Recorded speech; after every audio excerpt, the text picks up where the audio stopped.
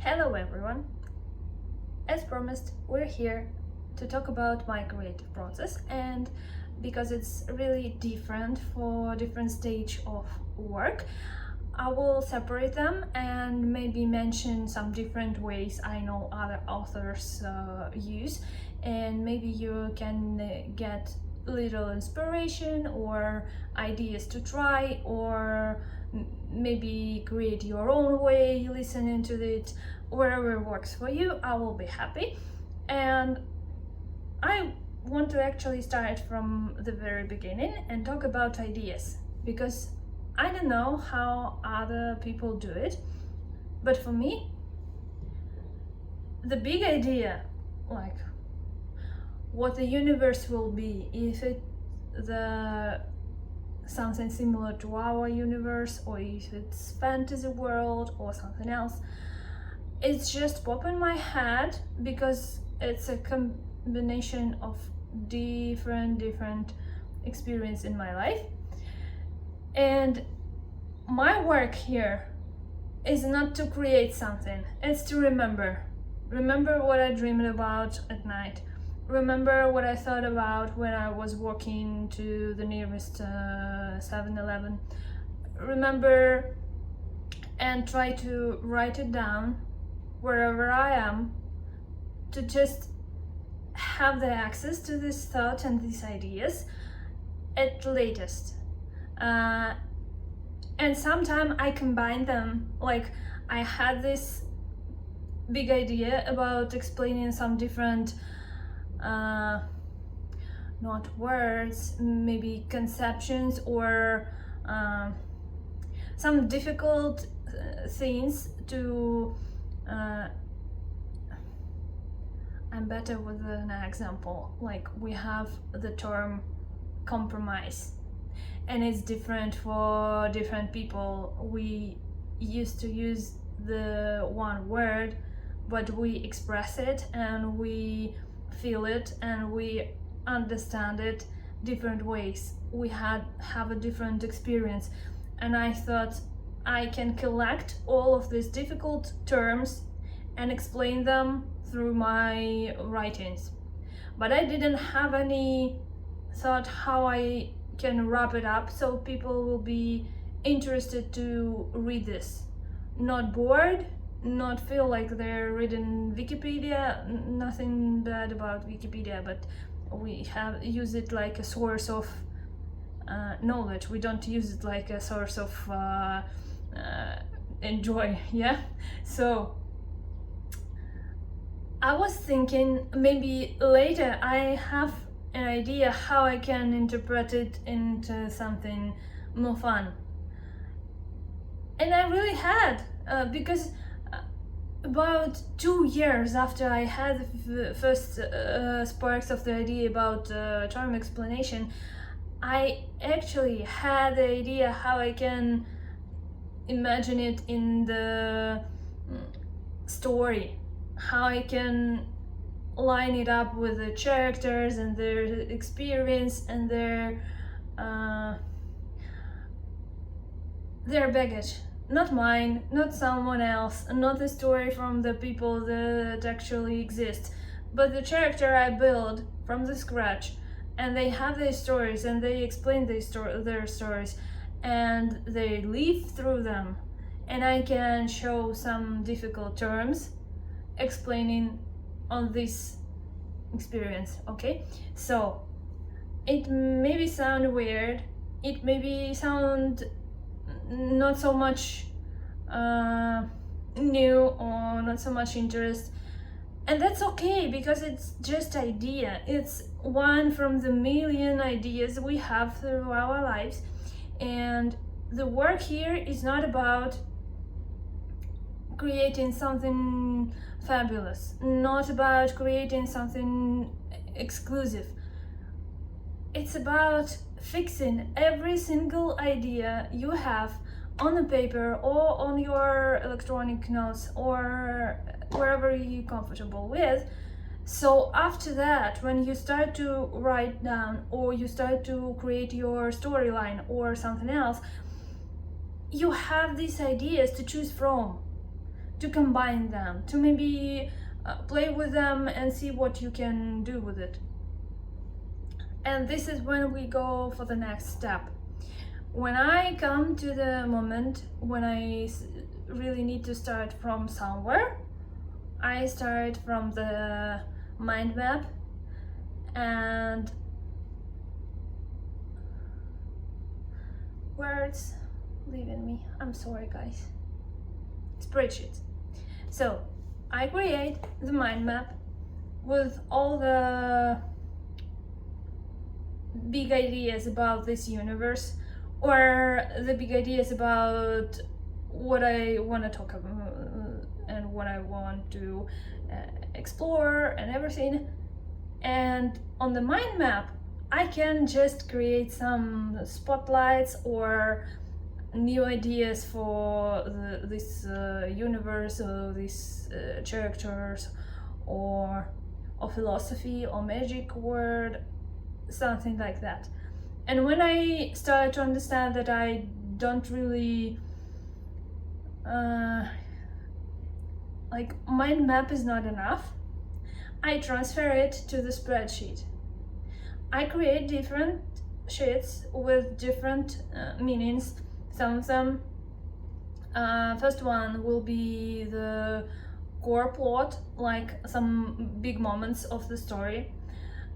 Second one will be more detailed plot. Another one will be about characters and their portfolio and their visual expression, their character, their habits, their bad habits, their dog habits, everything. And maybe sometime I create additional sheets about how they legends, stories, background that don't really have a place in story, but help me to understand this character, or help me to understand this universe or politics of this universe or something else. And only after that I go to start and write. And this is the moment when everything turn 180, because I close the spreadsheet, I close the chronology of the plot, I close everything. It's me, it's white page and keys, and I'm just floating on the story that exists already somewhere in my head or somewhere around, and I just need to translate it. This brings us to the question, why spend all this time on the spreadsheet if you can just start writing? I actually don't have an answer for you. I can try to explain how I feel and why I need it. For example, if it's concern the character, the portfolio for each of them help me to understand them better before I start to write them down, and help me to refer to this portfolio in the process when I need to bring some details about their appearance or about their behavior and something like that. Like I can open it for a couple seconds, check some details and complete the writing. If we're talking about plot, it's more difficult question, because usually like when I was a kid and after that in high school, I tried just the freestyle writing when it's me and white page, and I just start and watch where it comes. But somewhere in the middle, I don't know what I want to do with this, because I can't concentrate on this story. Like writing a novel is a long process. For someone it's couple week, for someone it's couple months, for someone it's couple years. and you can't possibly concentrate on one story in your head for all this long time period. Maybe some people can, but I think it's exceptional, not usual. So I can't really remember somewhere in the middle of next year what I wanted them to do and what I wanted to happen with them. Somewhere in the 20 something chapter, okay? So I need this line thought through, and I need some checkpoints on the plot. But I don't really need to have this detailed plan, because if I write it really detailed, it will be boring for me to write. Because I already know the story. What's the meaning of the process? It's like I can resume it in my head any second, so it's not interesting. And that's the way that different author use the different way, because I know some of my friends that also write, they really love this detailed plot story, and after that they just edit it to the big word count. But for me it's really boring. So you can either make a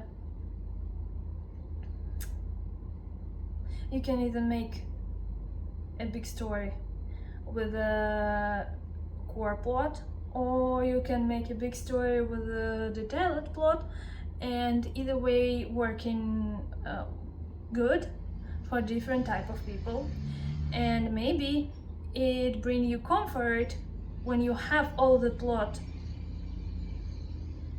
existed already somewhere in document or in writing or on your wall. I know there's some beautiful creative people that create some maps and illustration and tabs and draft and decorate their wall in their office, and that's amazing. I don't have the right skill for this, but it's amazing, and I think it's even better for some process. For example, when you need to create a battle scene or something like criminal schemes, and you need to do all this background checks. It's amazing. I think the wall work, it's just, I was fascinated with this when I saw it in the films or on YouTube or everywhere. Maybe someday I will have the nerve to learn all the skills I need to do it the way I want to, because in my head they're already this wall. I just don't have the like my hand can't create what I have in my head, so I need to use something like Obsidian to combine it on my laptop, not on the wall in my room. Anyway, I was talking about type of writer and creative process. There are also the people who just open the app when they write, or taking the paper notebook or something else and start writing without creating character, without creating plot, without anything. And then they do all this work on editing. After the novel, first draft of novel is done, they do all this work at the editing. I'm talking about big works because I'm useless when we talk about short stories. I can't considerably do something like 400 words, 4,000 words. That would be like, I can try, but if I try to compare my work with 4,000 words and my work with 40,000 words, this one will be different, definitely be better. So I'm not really interested in learning how to do this way, because the stories in my head, they're really big. I have some sci-fi expedition story, I have some political fantasy story, I have some it's really all of them look like something big and something with a lot of details I really want to learn about. I really want to know how all of this will end, because I never know. This is the wonderful thing about creative writing, for me at least, because I never know what it will be in the end. I don't know how other writers work. Maybe they know some of the key points, but not the details. I don't know anything after 60% of the story completion. I have this expectation about what will happen, but it's like watching the TV show and thinking, oh, maybe they need to do this, and then it end in something like that. And then you're watching and no, that's not what happened. So for me, it's a way to discover what will happen. That's the creative part. Also, there's a meaningful task after the draft complete is editing. I will be honest, I never been there, because all of my draft still that draft. And when I go to this stage, you will be first to know how I suffer on editing, because I have this expectation I will suffer. I hate editing, I hate rereading, because for the person with experience of reading a lot of fanfiction, it's the endless loop, because every time I read the story, would it be someone else's story or mine story? That's not what meaningful here.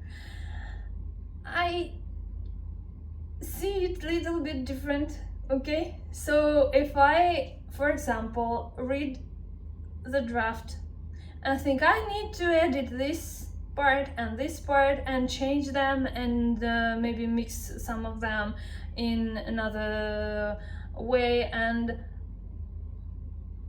the next time I will reread it for editing purposes, I will see in my head two different stories, the first one and the second one, and I can't possibly force myself to remember which is which and which is better, because they're just two stories in my head. So either it will include some different people who read it with me, or it will be something fun to look at. Also, I saw some fabulous idea on Pinterest. There's this beautiful checklist for characters and for plots and for storyline. You can look wherever inspire you, and maybe it will boost your creative process, or maybe it will help you to understand better what your characters exist from, what they look like, what they behave, how they behave. Yeah. So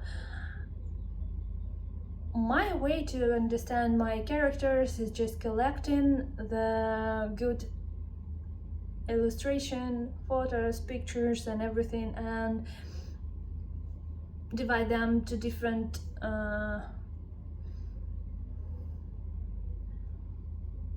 folds on my... Guys, I forgot every word I needed in this sentence, sorry.